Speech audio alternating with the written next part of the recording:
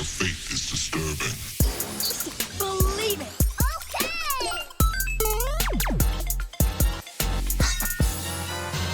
What's going on, Geeks? This is episode 408 of Geeks Under Grace podcast. My name is Cody Armour, and I'm here with Jonathan Nichols. What's up? This week, we're geeking out about voice actors, movie crossovers, and owning your own media, which is kind of a thing of the past. Talk about it. Unfortunately, yeah. Yeah. I haven't really played anything new, but Fields of Mystery's big update is downloading now on Steam. So I will talk about that to people who want to know about Fields of Mystery next week, because that game is amazing. I don't know when I'll play it, but that's happening. Kingdom Come Deliverance 2 just had a massive update that I finished installing before we started this as well. I forgot to mention. So nice. Did that game just come out? It did. So what's the update? It added a barbershop. Okay. That's all I know, because that's all anyone's been talking about. That's very random. Yeah. They were just like, he needs better hair. Yep. I wonder if they were working on that previously, like before the game came out, and they just didn't get it out in time. Like, yeah, he doesn't need a barbershop that bad. Or if everyone complained about the hair, they were like, quickly, we got to get the hair fixed. I just think that they didn't get it out in time. But makes sense. Yeah. Given that Witcher haircut. Yeah. We'll get into the gaming news then. I'll let you'll take it away with the games. Yeah, so Travis Willingham says Critical Role video game should be announced soon. Which is kind of an announcement in itself, I feel like. But maybe his reveal, maybe the reveal. Yeah, I feel like he broke an NDA on accident. Yeah. It should be announced. Anybody like, oh, so... This is like the equivalent of Tom Holland spoiling Avengers. Yeah. Like, oh, there's new Avengers? Like, oh. Yeah, right? Yeah. They should be announcing that I'm in Avengers any minute. Yeah. No, you said you've been listening to Critical Role recently. Trying to. Yeah. Mm-hmm. It's rough. I mean, it's a D&D campaign. It's not, unless you just have a lot of time and are really not paying attention, I feel like it'd be kind of hard to listen to it. We've talked about Vox Machina on the podcast many times, which is just an animated version of the D&D's campaign. And obviously they've shortened it and condensed it into a show. I definitely think that's worth watching. It's very MA. Especially that first season, they really go for shock factor. They kind of pull away from that in the second season, but be ready for that. They're trying to be a lot in that first season. Yeah, I mean, I tried watching Critical Role as well. So they had like I think it's on YouTube where they started actually filming their sessions. But at that point, I was so far behind that I didn't understand the campaign because it was a continuation. Yeah. So I went back to, I think I had to find it on Spotify, and I found like the first episode and stuff. These are like 6-hour sessions, aren't they? Yeah, they're really long. 4 hours, something like that. I think it took me 2 or 3 tries to get through the first episode, and I was still lost because I was like trying to play video games and listen to it because I don't know. So yeah, I think actually watching. What's really cool is Critical Role is made up of just a bunch of voice actors. So in Vox Machina, they actually voice their characters, which is really cool. They have another show coming out too for another campaign that Critical Role does. I can't remember what it's called, but it's the same situation where it's be different characters, but it'll be the same voice actors. I'm assuming this video game will be a similar situation of like it. Travis has said that it is going to take place in Exandria, which is the continent that everything happens in. But I'm assuming they will voice different characters and you'll get to play those characters out, which would be really cool. I'm hoping that's what we're seeing. I hope the game's good. Not to like knock Critical Role. I think Critical Role has been extremely successful. But video games are expensive, and like AAA games are far and in between. So like, we'll see. I'm hopeful. but usually this kind of thing you would imagine to be more like a mobile game. So, like Avatar: The Last Airbender can't make a good video game. I'm just worried about a Vox Machina being able to. Yeah. No, I agree. Um, it's tough because being D&D, even if the game itself isn't canon, it would almost have to be like Baldur's Gate of some sort. Mm-hmm. I feel like so, and Yeah. that's a feat to try to make That's something one like nice thing that. that they've done, or smart thing that they've done, is they have their own rule set now. So it's no longer D&D; it's their own tabletop rules, I guess. And so I think they could do a Baldur's Gate situation and be like, it's clearly not D&D; it's our own, system. And it's like, okay, but it's still just D&D. So I will be really curious. I could totally see it being a Baldur's Gate scenario. Yeah, I'm excited. Yeah, I'm very curious. So up next, speaking of voice actors, Ashley Yeah, Burch, is that how you say her I think it's name? Burch. I think it's Burch. Burch. Says she's worried about or for her voice acting art form.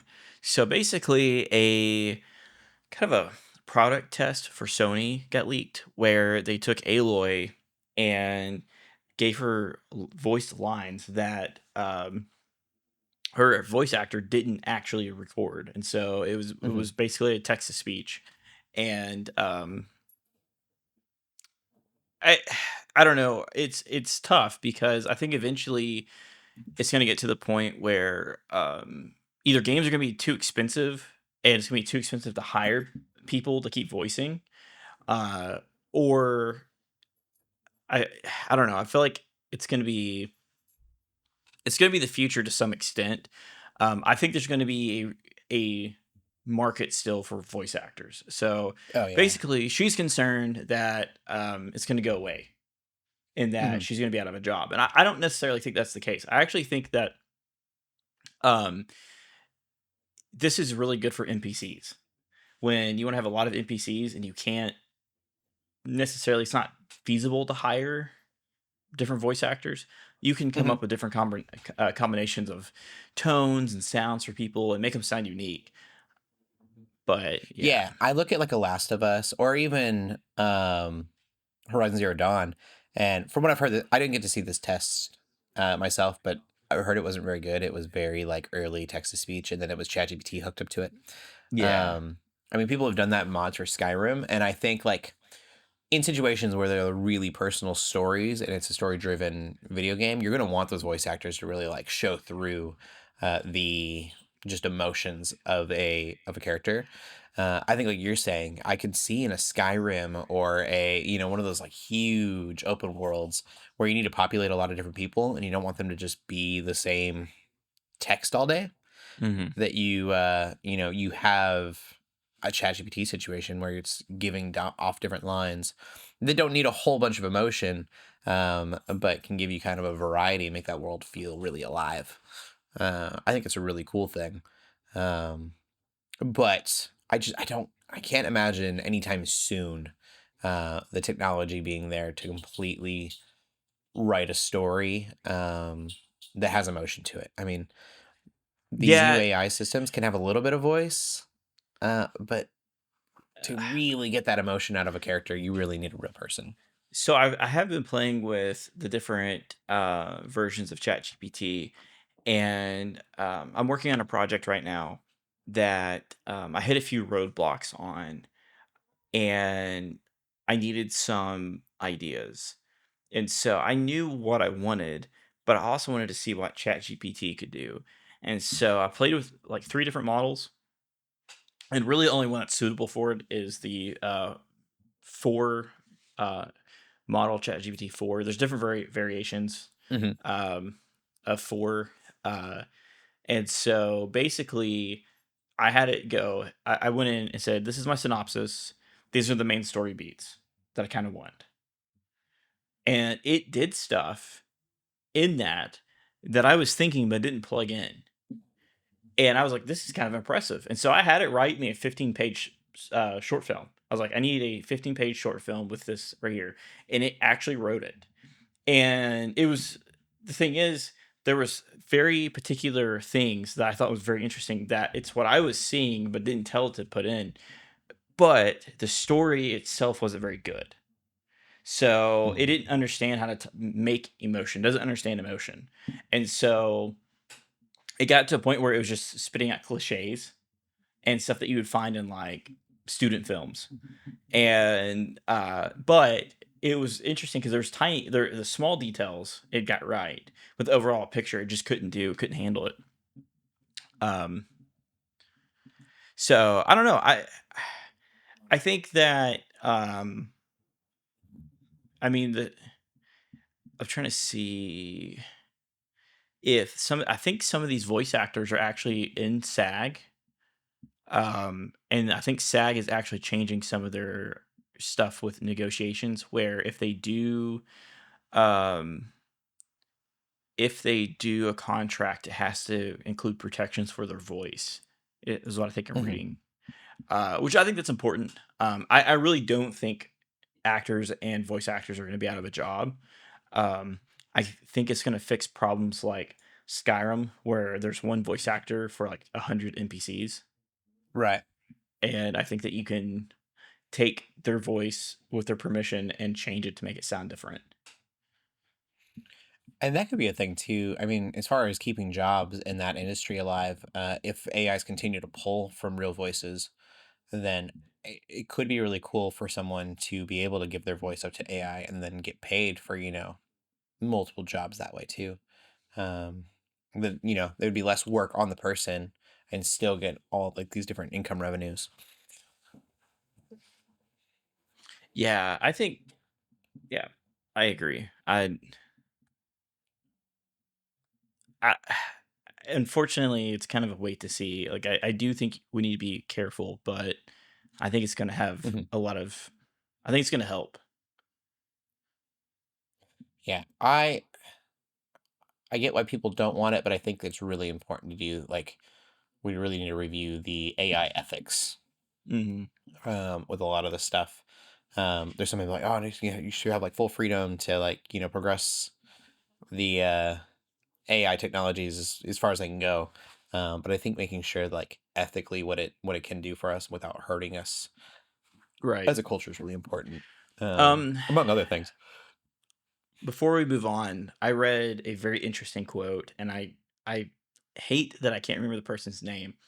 But it's a filmmaker, independent filmmaker, and he basically said that AI is here, and either you're going to learn to work with it or it's going to leave you, and Yeah. that the Hmm. industry is going to leave you behind. And I think that's true. I think that if you can use it and mold it into something that's useful and productive and ethical, it's going to be great. But if you don't touch it because you want to take the high ground, you're going to be left behind.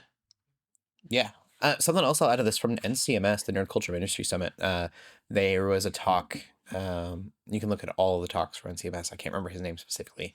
It's bugging me, but they there was a guy there, a speaker, who he wasn't much in the geeky side of things, but he was looking at Christianity and AI, and there are a lot of Christians and a lot of churches that are having pushback with AI in general. I know this is getting kind of out of the voiceover conversation, but a lot of them are like, "Oh, well, you shouldn't, be getting sermons like ideas from it, or you shouldn't be doing your church stuff because like there's demonic entities that are like whatever." Hmm. Um, and so he was saying what'll happen with that if Christians in the church decide that AI needs to be separate from us, then it will be influenced by other things and it won't be influenced by the church. Yeah, And so exactly. it it may not be sentient in a way, but it will be influenced by us and our culture. And if we don't, as Christians, work to influence those AI systems, then it'll leave Christianity behind, and it will be telling everybody. You can look it up right now, and there's so many ways to do this. It gets really like kind of deep and interesting, but if you were to look up and start asking AI questions about Christianity, it's got to pull that information from somewhere. And so if we're not interacting with the online world, then it'll get left behind and it won't have the answers that it needs to, that people are asking. And instead, it'll get answers from, atheist websites or things like. To add to that, actually, I know a couple of ministers that they have started utilizing ChatGPT to ask it theological questions. And because what they'll do is they'll create it as a springboard and they'll go, I have a question. And then they'll type in ChatGPT and ask that question. And but it'll say, and give me sources. And then it'll list all these sources. And then they'll take that and then they'll use it as a springboard, as a point to go study. And one in particular said it took it a minute to kind of train it to because it was trying to use secular sources that was looking at it through a purely academic atheistic point of view, and then two going, okay, let's include those, but now bring into this is more of a spiritual side to it. And so I started pulling up really reputable sources. And so I think it's interesting, because before what they would do is they would either go to, they would, if they had a question, they could go to Google, but oftentimes they would go to a Christian bookstore and start looking at the book, just books, and just combing through books, trying to find something and on that question. And now they can go to ChatGPT, and instead of spending a month digging into stuff, they can get it within 5 seconds. And it gives them a more laser beam point of view on where to look. So anyway. Yeah. It all gets really interesting. AI is it's so new still, but I think like you said, if we don't engage with it, it'll just kind of leave us behind. It's a tool that we've got to learn to use for sure. I mean, it's in the 90s, you didn't learn the internet. By the 2000s, you were pretty lost. Yeah. I think it's definitely a very similar situation. But anyways, yeah. The last story, that was one you found. Yeah, so Knights of the Old Republic remake. Apparently it's still going. I don't believe it. I mean, I do, because you have the article and you showed me. But I was like, really? So the developer insist everything we have talked about is still in development. I don't believe it. It's passed so many hands. I think they've been bought just recently. So there's no telling. Okay, so the Saber Interactive took the KOTOR remake with it during its split from Embracer Group. So never mind, they split. They didn't get bought. They split from Embracer Group. They took the game, and apparently it's still going. Okay. So we'll see. It's I'm excited for it if it really does exist. If it comes I never played the out. original, but I was really excited for this remake, and then was like, oh, it's not actually going to happen. The original is a bit rough. It's old. You still can find it, you still can play it, but yeah, it's rough. We'll go on then to the movies. I almost watched a movie. I started, what is it called? Electric State with, is it Millie Bobby Brown? Is that her name? Yeah. And Chris Pratt. And it was kind of late at night. I didn't give it a fair go. I didn't really know what I was watching either. I didn't watch a trailer. So it's Detroit Become Human, but it takes place in the early 90s, 1994. Robots, for those who played Detroit Become Human, because not a lot of people played that, but it's robots have taken over the world. But these robots are animatronic looking things, which I think is super odd. So it's this alternate universe where I guess that the idea there was what if robots had a 90s aesthetic and they just look like one of them is literally Peanut or Mr. Peanut from the Peanuts. like planners. Yeah, Planners Peanut. Yeah. Yeah. Yeah.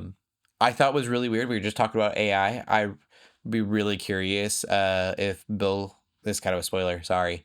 Bill Clinton gave his okay on it, but like you got Bill Clinton shaking hands with like a robot, and that's all real weird and random. That's funny though. That's Yeah. yeah. So I only watched about half of it. I got like an hour into it. Fell asleep. I don't think that is an indication of the movie being good or bad. I need to give it a more fair chance. Uh, I've heard not so great things about it, so maybe it is an indication. Okay, it wasn't just me. Yeah. Chris Pratt looks funny. Which I like enjoy. Like Chris Pratt usually looks like Chris Pratt in almost everything. He's got long hair and like a 90s denim vest on and stuff, and I'm like, oh, he's almost a different character than he usually plays. Yeah. I would like to see Millie Bobby Brown play in some stuff outside of Netflix. Yep. And see if she can actually act. I hate to say that, but a lot of that usually falls flat. But I wonder if that's her or if that's the directors. That's an excellent question.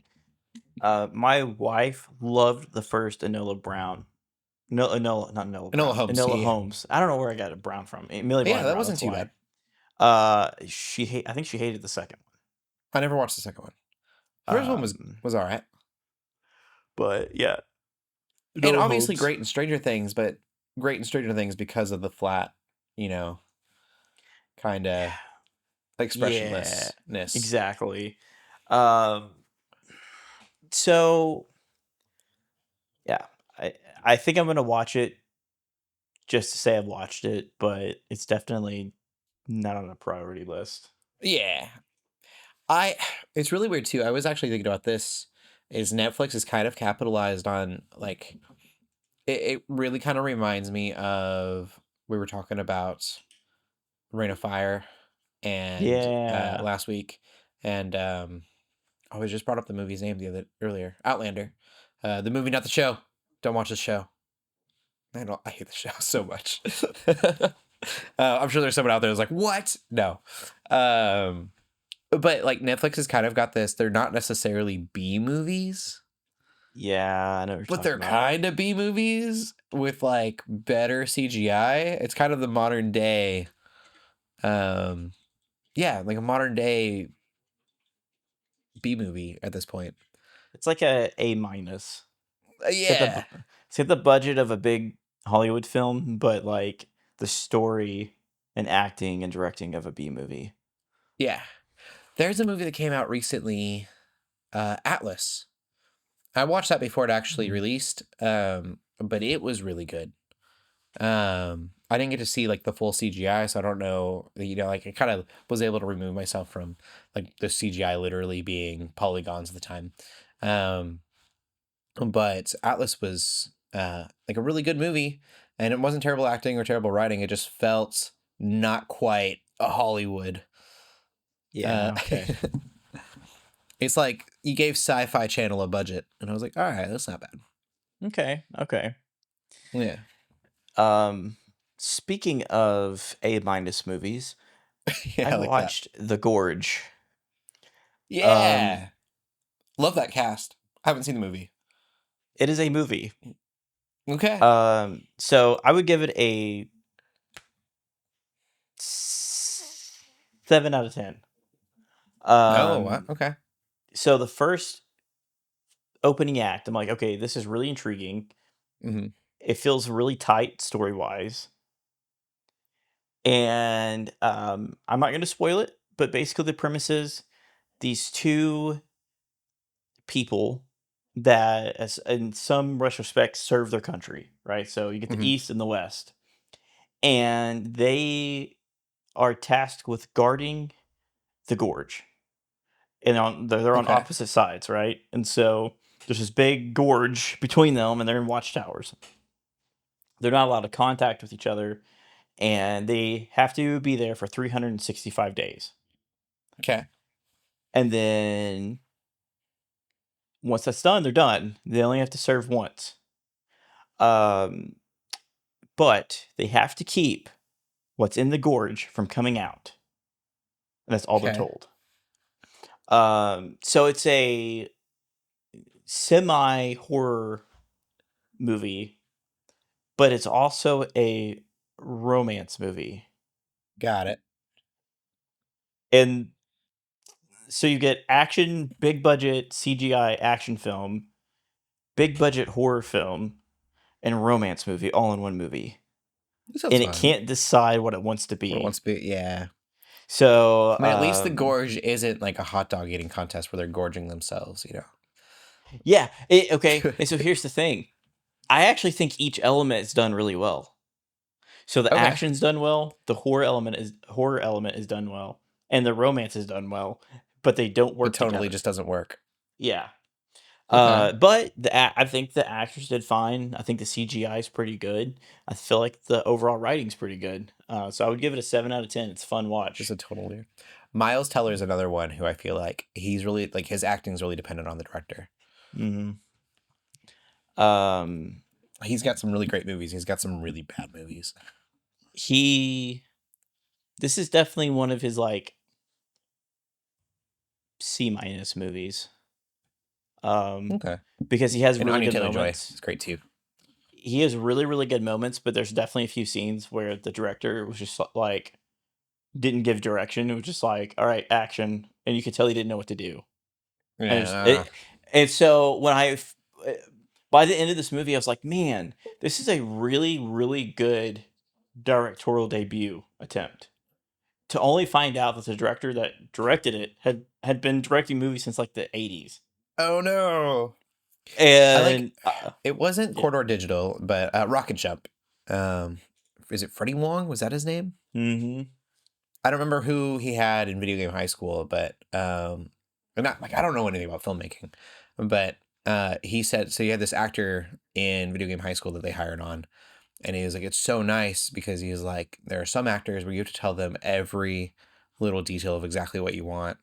Mm-hmm. He's like, and then other times you have an actor that comes in, and that actor will tell you what needs to happen, and will just like read the room and like give you amazing ideas and be able to really like pull it off better than you could have imagined. He's like, it's so much easier to work with someone who can come in and like they know the acting job so well that they can be like, this is how this needs to be played out. But I definitely feel like there's definitely actors where they can do amazing stuff if they're directed, and then there's other actors that are like, well, I'd be better off if I was able to just improv it through. I feel like Anya Taylor-Joy was that actor in this movie, actress. And then Miles Teller was like, all right, tell me what to do. Yeah. And so get this. I couldn't remember the director's name, and I'm embarrassed. It's Scott Derrickson, who directed Doctor Strange. Oh. Yeah. The first one or the second one? First one. Okay. Oh wait, yeah, the second one was Sam Raimi, wasn't it? Yeah. So he's been directing since the 90s at least, yeah. For sure. I've come to bargain. So Dormammu.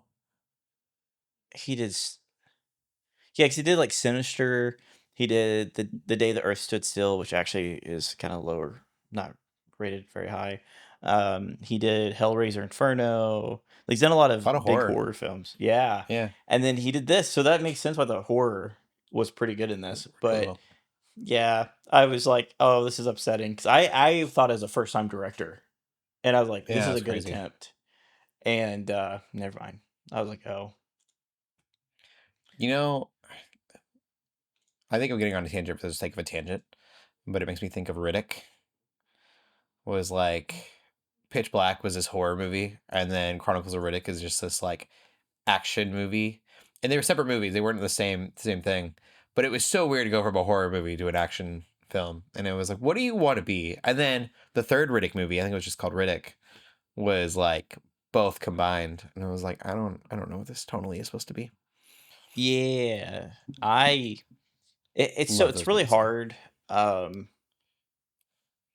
Because a lot of directors, especially independent directors, they want to get in one genre, and it's hard because if you get so used to one genre, when you try to shift, they tend to fall flat. Makes sense. But Oh, we can get into the movies. You watch that on Apple TV, right? yeah, Apple TV. Yeah. Cool. We got our first look at Mortal Kombat at Johnny Cage. Who looks like Carl Urban with sunglasses. Shao Kahn looking menacing. Reminds me of like 90s Terminator. Yeah. In the best way possible. I'm like, it looks cool. And then Scorpion and Katrina. I don't remember her name. Yeah, I was doing pretty good there. Katana. Is it Katana? I should have known that. She's Something like that. I'm reading the post. Katana. I think it's Katana. I've always said Katana. Oh, it's Katana. Okay, yeah. It's right there. I think it looks great. I liked the first movie. I know a lot of people didn't. I didn't understand why they didn't, but like, it was Mortal Kombat, so I didn't really expect too much. Yeah, like I want, especially now that James Gunn has the Elseworld stuff, that makes it so much makes it even better. Yeah. So I want a Justice League versus Mortal Kombat or a DC versus Mortal Kombat, whatever we need to do. And in my mind, I was like, oh, it's got to be like the DC universe James Gunn makes, but it doesn't have to be anymore. It could be an Elseworlds collab with Mortal Kombat, and that would be amazing. I agree. That'd be so much fun. Because then you could cast like anyone in those roles for DC. Yeah. Like any random fan casting, you could just, here you go. Right. You could be like, oh, I don't really like, like my Batman is perfect for, like you were talking about, like it's more of an animated Batman. Like wouldn't really work in Mortal Kombat as well, but you can just, like, I'll get another Batman that will work for that, and it'll be great. Bring Ben Affleck back for one movie. In a Mortal Kombat, yes. Yeah. Oh, it would fit so well. I've heard rumors. We don't have news for this because it's very grain of salt rumor, but that he might return to Avengers Doomsday, or Secret Wars as Daredevil. Yeah, that'd be cool. I've heard that too. That's crazy. I don't think we're gonna get any DC teases in this Mortal Kombat movie. I'm sure they'll look at how good this does, but I want it to do well because I want that crossover, and it's totally doable. Both are owned by Warner Bros. And they can do what they want. Throw Robert Patterson, and give us a good Joker. I don't know. There's so many things you could do. It'd be fun. You can get Grant Gustin's Flash. Let's go all out. I don't know. Yeah, Tom Welling is Superman. Yeah, that actor hates the suit, but yeah. Oh well. Yeah, you can get over it. If the price is right, come on, man. Like exactly. You be in Mortal Kombat. That would be great. They would hand him one paycheck, and he would say, "Okay." Yeah. Brandon Ruth as Superman. Yeah. He would do it. He'd be like, all right. Yeah, he'll do whatever. I feel like. But no, it looks good. Scorpion looks amazing. I think I read a little bit about this too from IGN. Carl Urban's Johnny Cage is going to be really big to the story, and so that's why they chose the actor they did, because Carl Urban is a really fantastic actor. He usually puts himself in really ridiculous roles like this, or like Dread, or just stuff like that. I can't remember his name, but he's like a really silly character in Thor. Yeah, I know what you're talking about. But he's got the depth to really pull out a character, and so I'm excited that like it's not just a like a silly gag, and then he'll be be a little bit of depth to his point. I do think that Ryan Gosling would have been able to pull up similar depth and been a better Johnny Cage, but that's just me. I know it's a weird one, but I feel like he's got that weird, quirky humor while still being serious enough to have made it work. Yeah, I agree, but I'm excited to see Carl Urban, see Yeah, what he can do. yeah. I'm stoked. It should be good. Another thing we have, I can't remember any of their names, but the people that died, that's probably for the best. I'm not going to spoil anything this way. People that died in Mortal Kombat 1 are going to return to this movie because they have Nice. like an underworld. Yeah, I can't remember the first movie very well, so Yeah, that's fair. I need He to go gets the rewatch armor. it. I know that. He gets like a shell, and it's the Yeah, dude from Cobra Kai. yeah, that's all I can remember. But The last season of Cobra Kai. Can't remember his name. It's good. It's not a bad movie. It's a fun popcorn flick. We don't really get many of those movies anymore. That's just like good to get some popcorn and watch dumb action. That looks great. yeah, Like you have that. You got Mission Impossible, and that's kind of it anymore. Everything else takes itself way too seriously. what I hope happens with the Mortal Kombat films, because yeah, you did bring it up. I couldn't remember who the main character was, but he's actually a real martial artist. Yeah. So there used to be a time in Hollywood where like everyone wanted a martial arts movie. Every big studio, they wanted the martial artist. So Mm-hmm. you need like Chuck Norris and John-Claude Van Damme, Yeah. and then it just kind of died off. And so like all the action stars that are martial artists, they just do B movies. Mm-hmm. And so I'm hoping this kind of revives that That'd be and cool. like brings them back. I'm curious if this Cobra Kai or Karate Kid movie will kind of do that.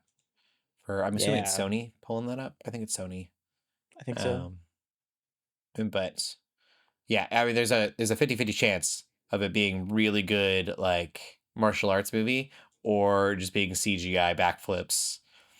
Yeah, Jackie Chan, Yeah, and you've got. yeah, exactly.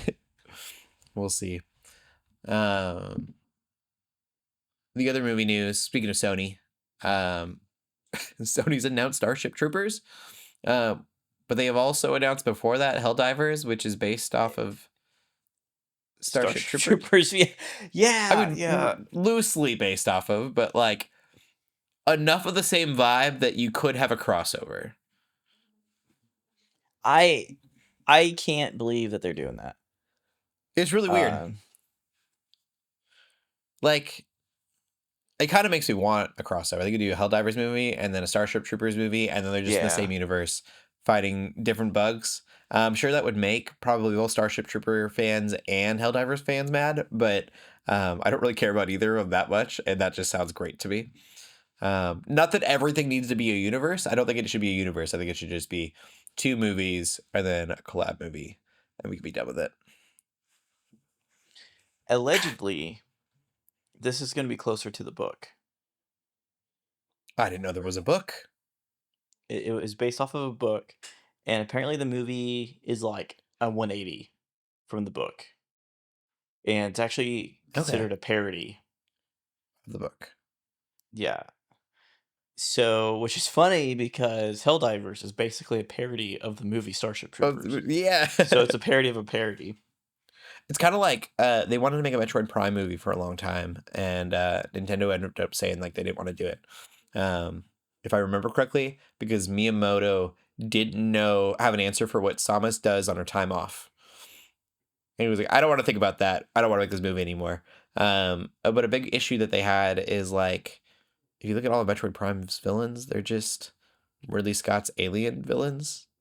Yeah. Yeah. So it was like, you're gonna make a live action movie and just have the same like aliens. But I also would have hated that. That would have been cool. Samus versus aliens sounds great. Yeah, I guess they was like, well, what does Samus eat? And Miyamoto was like, I don't know. I don't know if it was Miyamoto. Can't remember. But he's like, I don't know. And they're like, well, what does she do like on her time off? And he was like, yeah, I don't want to make this movie anymore. He was like, she shoots things. I don't know what to tell you. That's so funny. She doesn't have time off. If you played the game, she's busy. It's like Master Chief. Like he's always got something going on. Yeah. There's no downtime. That's the movie news. We'll get into TV. How has Severance been? It's great. We're caught up to. There's one more episode comes out Friday.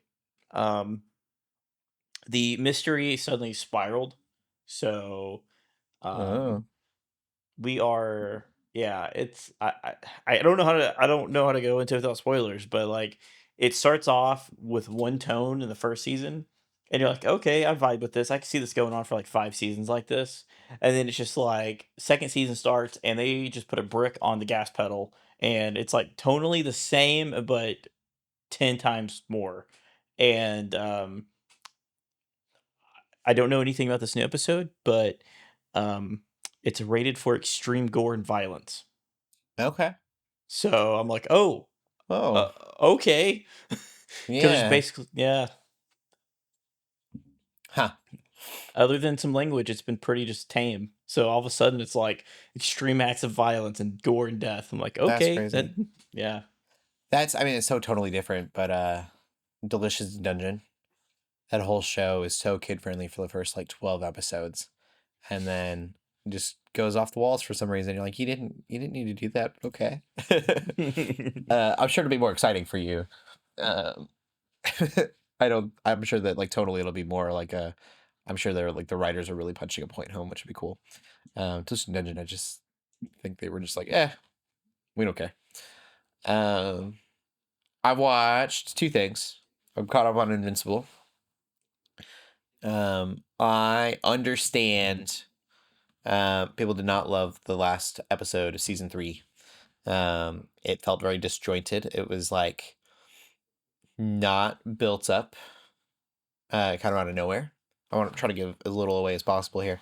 But that's what the show has done, and so I don't know why people are all that surprised by it. The first season kind of built up to a point, but I think what they're doing, and I could be wrong on this. So this show will either end as a masterpiece or it'll just like really fall flat at the end of this series. But I think what they're doing is you've got a story that's going on throughout the season to care hmm about. And then every episode, though, or at least 3 of the 8 episodes, will be a plot point that I think we're going to get at the end of the series. okay, And so it's kind of, and the whole episode will be about it. And so it feels very out of nowhere. But if you look back at like season 2, you're like, oh, I guess that, that kind of connects with this. It's weird that we're continuing this thing that happened, a year ago from our viewership. And like, yeah, it's so disconnected to what's happening now. But I'm hoping that at the end, it'll be this really like beautiful tapestry that will, just like really pay off in the end. And it might not, but So, did they announce how many seasons they're doing? I think they have. I don't remember. I think he's got plans for 8 seasons. Okay, because I know the graphic novel is pretty intense, as in like story wise. Like I feel like it's pretty involved. He's going to have at least 8 to 10 seasons. That's pretty crazy. Yeah. 8 to 10 seasons is a lot, but yeah, each season is kind of end with this big, spoilers for the first season, but Viltrumite battle, and it just kind of seems random. Um, but I think that it's for a broader story, and that's not the only thing. Um, I think like there's a lot of different. They brought in some like multiverse stuff um, last season, and so that gets kind of like not necessarily in the ending episode, but in the season itself, just gets thrown out like middle of nowhere, and you're like, oh yeah, I forgot we have multiverse stuff going on. So I understand that people are like, oh, it feels so disjointed and like lazy, but I think they're onto something. We'll see. Yeah. The show will make you sad. That's for sure. Shock value is there still, and I need I need to catch up. the weird factor is there still. We'll not give that one away, but there are some choices that I'm like, that is odd writing.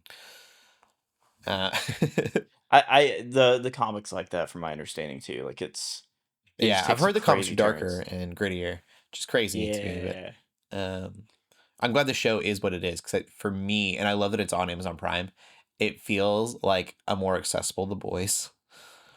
hmm Like, you have The Boys, which is way, way over the top and extreme. And then this is just kind of like edgy, mature Justice League type stuff. So, yeah. Yeah. But I've heard both comic books, The Boys and Invincible, are like ridiculously dark. So, I've actually met the producers that own the rights to The Boys. Oh, cool. And let's just say they've done a lot of work to make the show better than the comics. Okay. So there's a whole. I don't want to go. It's a long story, how they acquired the rights and why they acquired it. But essentially, like, they were told, like, hey, buy some comic book property, and then let's turn it into like Amazon shows. And so I think they're involved with Invincible. I haven't talked to them since the show started, but they had just started The Boys, and yeah. Apparently, I've never read the comics. Apparently, the comics are awful. Like, not only are they just overly graphic, but apparently they're just not good. Not good story. Oh, wow. It's so the show loosely follows it, and so they've worked hard to like make it better.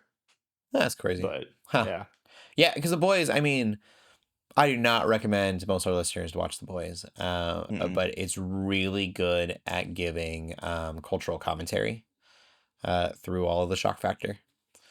And that all is like really well done. And I imagine that's probably not in the comics as well as it is in the show.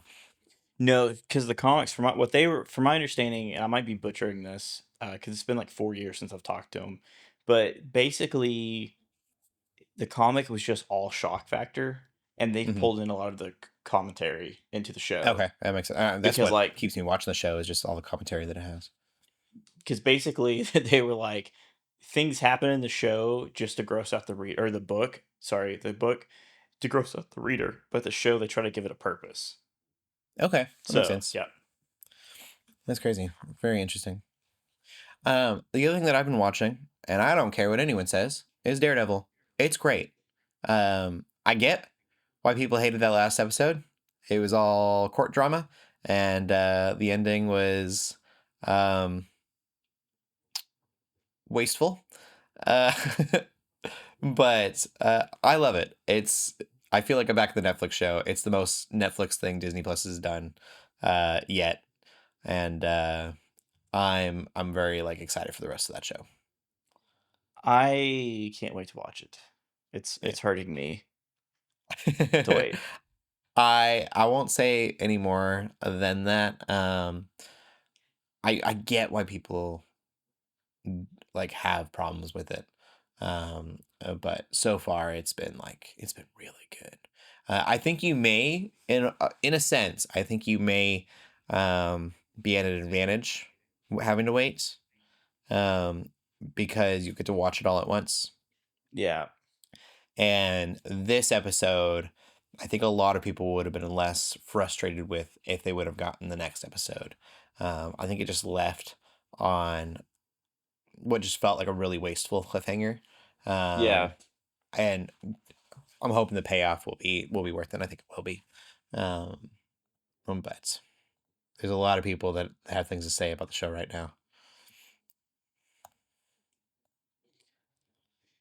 I know. I'm trying to be patient. I think I'm gonna make my wife watch the whole series leading up to it. I think we'll watch through it together. Yeah. There you go. And then when you're done, you can watch it. I wouldn't mind going back and watching Daredevil again. And Defenders. I know everyone, like, there's a lot of people that didn't like Defenders, but the color grading in Defenders is amazing. It is, yeah. It's so cool. And I know that's not like a great reason to watch a show, but like the lighting and the color grading in that show was so different to me. I loved it. And the show wasn't bad. No one likes Finn Jones. He did fine. Leave him alone. So it's the guy that plays. Yeah. Yeah, Iron Fist. He did okay. I don't think it's going to happen, but there was a theory the next Shang-Chi was going to be Shang-Chi and the Legend of the Iron Fist. And then they were going to get a new Iron Fist. And I was like, no, don't get a new Iron Fist. Make him the sidekick. I think he'd be a perfect sidekick. Like, just a very comedy-focused buddy cop I movie. think, given right direction, he would have been great. Yeah, same. A little bit better writing. Mm-hmm. The writing for him was a little rough. And then, yeah, the directing. I think you make him a sidekick, he would do super well. Yeah. And I want a Shang-Chi, or Shang-Chi, sorry, and Iron Fist buddy cop movie. That would be great. Yeah. Yeah. We'll get to the TV news. A couple things, both coming out of Warner Brothers. HBO Max, or I guess it's just Max, sorry, has removed all of the Looney Tunes, like the classic Looney Tunes shows. And I'll say I don't really care about Looney Tunes that much, but I do get really worried about history. Like the fact that something exists that I can't like get a hold of because streaming said it was going to be there forever and now they don't have it really bothers me. Yeah. There's this promise that you don't need to own anything because it'll always be there. And then when it's not, that's just like a scary thing to me that, we could just have this blackout of content. So there's this saying on the internet that if buying is no longer owning because of digital purchases, then pirating is not stealing. Yeah. I'm not condoning it, but I see their point. Yeah. It's like, hey, Looney Tunes are such a historical and monumental piece of our like cinematic history to just kind of like get rid of that for the sake of, and that's weird too, is they're saying that it has to do with the direction they want to go. They want to prioritize adult and family programming. Children's programming specifically does not garner major numbers for the streamer. So it's no longer being considered a priority. That's fine. Just bury it in the server somewhere. Like make it, not front and center, but I can still search it. Like you can't be hurting that bad that you can't financially like support the server space. Yeah, they're not, but it's definitely, I agree. It's one of those things where it's like, they're going to single-handedly accidentally bring back physical media because people are going to quit streaming and they're going to start buying stuff again. Because, I mean, why pay for it's crazy. Max? You think of video game music did it first. Mm-hmm. And then, it was streaming with television. And that kind of turned into movies. I mean, you don't see movies in like a lot of movies, especially during COVID, weren't going to do theaters. They're going to go straight to streaming. I feel like that failed a little bit. We've seen more in theaters now, which is nice again. And then, either the video game industry, you don't own video games anymore. You just get them on Game Pass and play them while they're available. And that's crazy to me. You can have a whole save file and the game can leave Game Pass and you don't have that game anymore. Unless you buy it.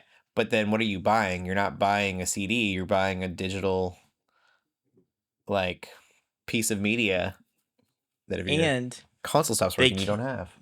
They can, in fact, delist it to the point where even if you have it downloaded, you can no longer play it. Yeah. It's a wild world we live in. Insane. Yeah. It's so funny because again, like Looney Tunes, I'm like, I don't want to watch Looney Tunes, but I want the option to. Right. Space Jam is very important to me. And then this last story, kind of silly, but also kind of important to me for some reason. The Protagonists and Pokemon Horizons, is that what it's called? Oh no, the new Pokemon show. Pokemon Horizons. I'm right. We talked about Horizon Zero Dawn earlier, and I got worried that I was just putting the name up there. Is going to have a time skip, 3 years. The protagonists, I think there's 3 of them. They are going to get older by 3 years. What? sentence, the first sentence. After 26 years of adventuring in the Oh, yeah. Pokemon anime, protagonist is Ash IGN. Ketchum finally called it a day at the tender age of perpetually 10 years old. 10 years old. Yeah. I've seen And they it. I think it finally was aged him up. CNN when he beat the Pokemon League. It was he was like actually became a Pokemon champion. And it's crazy to me that CNN reported on this. But they Yeah. were like, after 26 years of training, Ash Ketchum has beaten the Pokemon championship at the age of 10. It's so funny. Yeah, and so that's the crazy thing is Pokemon Horizons takes place in the same universe as Ash's Pokemon world.